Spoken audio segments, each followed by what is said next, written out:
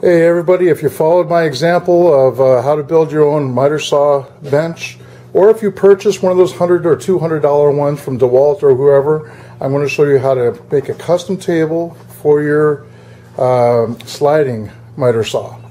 Alright, so here we go. Hey everybody, I bought a new saw on eBay because they're so expensive locally. Of course, that's why local businesses lose a lot of money. Alright, this is a 10-inch sliding compound miter saw, or chop saw, either way you want to say it, with a laser guide system on it. So it's really cool. Lasers down here. Alright, I haven't put the batteries in mine, so I'm not worried about that until I go on site on Christmas and April and actually do something. Alright, but I'm getting ready to throw the box away, and I'm glad I caught it before. My neighbor said, hey, how do you adapt that to the bench I made over there? Okay, so that's the one I made for my old chop saw, which is right down here, that the spring failed. Alright, remember to take the blade out of that, okay? Take the blade out of your old chop saw, 10-inch, and stay with the 10-inch when you buy the new one, so you don't have to buy another blade. But what I like about this is level right here. And the other one over here is not level. Okay, this is higher than this. Alright, and also the stanchions that come out of the side are useless. So I didn't, I keep everything in a drawer, so I don't use those. And there's a thing that comes up right from this hole, and I'll show you that again. That is actually useless as far as holding the wood tight. So let me show you how I adapted this, made that table. I'll do the best I can since I already made it, and actually make it to where I can use it in 3 different spots on this and keep it safe so it doesn't tip over. That's the biggest problem I had.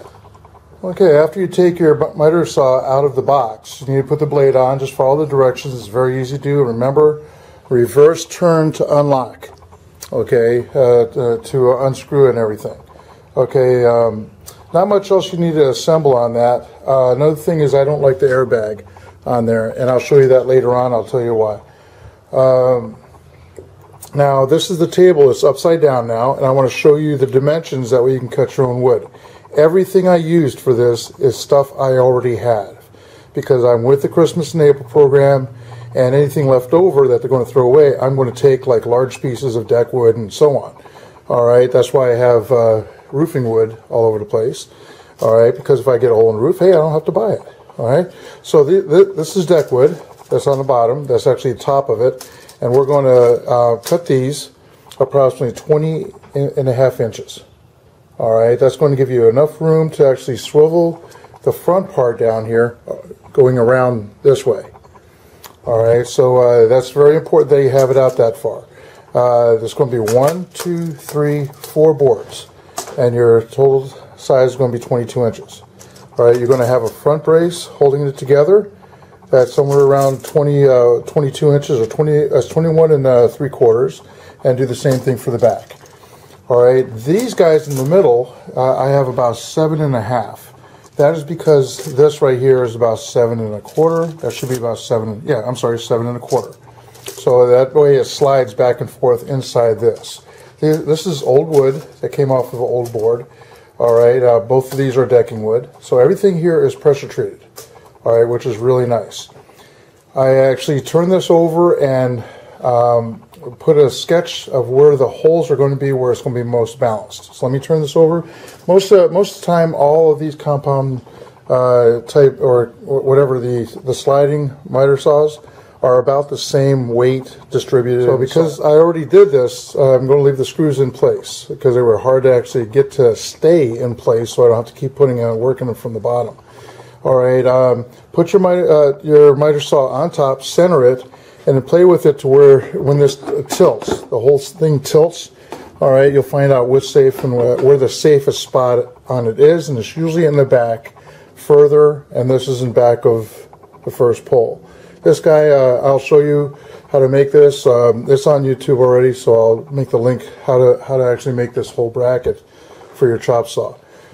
Nice thing about this was actually made for this guy over here, where the 2 slots. The slot right here, and there's a slot back there that it rode on. Notice the motor's off of this too. That's going to be another video. I'll link it to here, what to do with the motor. Alright, you can actually recycle it, and that's going to be later on. My motor's over here, sitting aside. That's along with that engine to my generator, that's right over there. So that'll all be another video when I take that tiller over there, the motor off. Alright, so I like sharing my videos on one video, and hey, it gets the word out there. Alright, so, and then there's screws here that actually hold this into place, because when this is on and this is using it, this whole thing moves. Okay, so you need to anchor this down.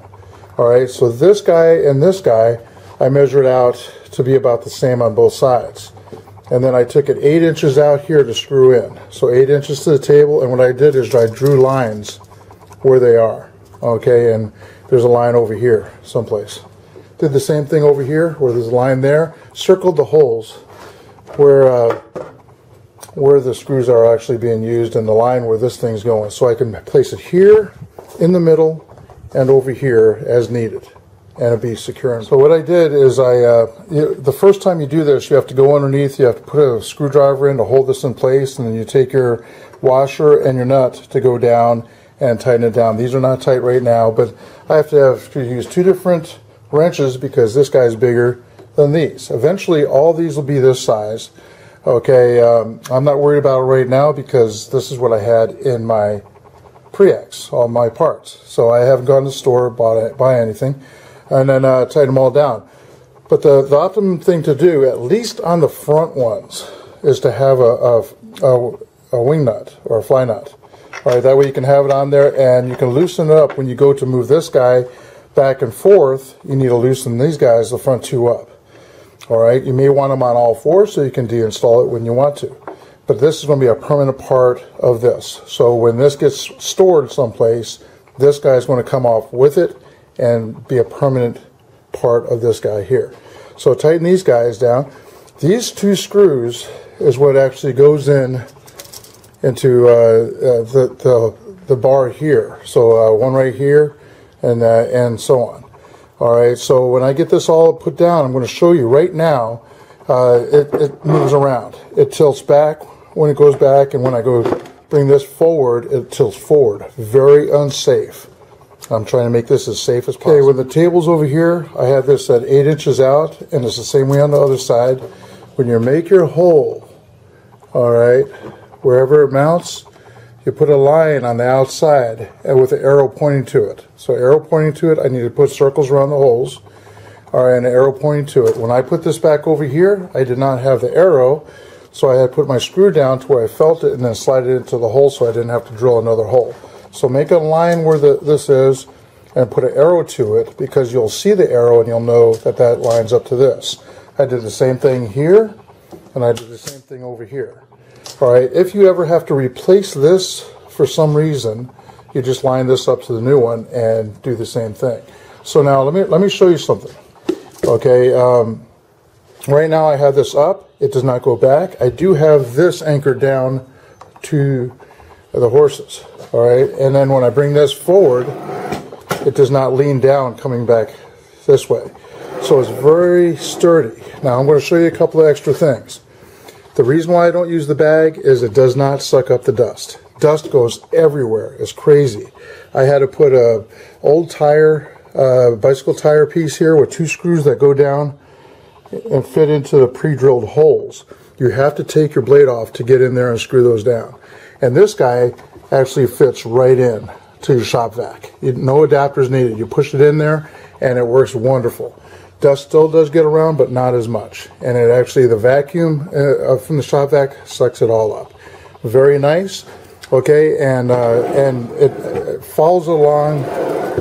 Okay, as long as it doesn't hit that guy right there, the tape, but it follows along nicely. It doesn't hit the blade. So hopefully this helps you out. All right. If you have any questions whatsoever, please leave a decent note below. Keep everything clean.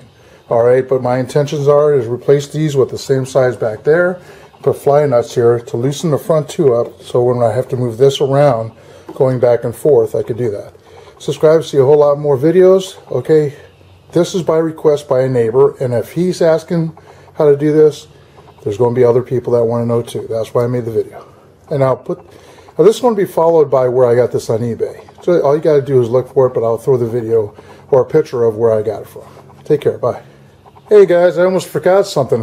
You're going to have to change your suspensions over here for when your wood goes way out. You don't want somebody there to hold it, free up somebody to do something else. Okay, so I had to redesign these by actually putting 2x2s side by side and then a piece of deck wood on top. These are my braces to ride along inside, and you want, as you notice, there's a gap there. All right, these are not level, so go from the top one here where the wood's going to be sitting, and then go over and make sure your bubble's in the middle. Do that on both sides, and just in case something's different on both sides, I made this a right and the other one's a left, and it's down there. All right, so they'll be up here, and what happens when you have this all the way over here or the other side, you would probably have both of these over there holding the wood on, so it's working. So, hey, glad I didn't forget that for you. Well, here it is. It was actually $114. He increased the price, but if you go down on the bottom here, you can get different ones. They're all 10 inches. All right, so shop for the best one. He was kind of slow shipping it, but it did arrive before the expected date. Now, standard shipping, it was actually FedEx. And down here, he has 14-day money-back guarantee, but he has a 60-day warranty. And the company actually does a better one. There's different pictures you can do. All right. Did not know that there was a laser, which was really nice. I didn't read that part. And down in his description, it didn't say anything about a laser. So hey, just do a shop for a compound sliding 10-inch 45 or whatever it is, miter saw. And you'll be able to find one relatively cheap with free shipping. All right.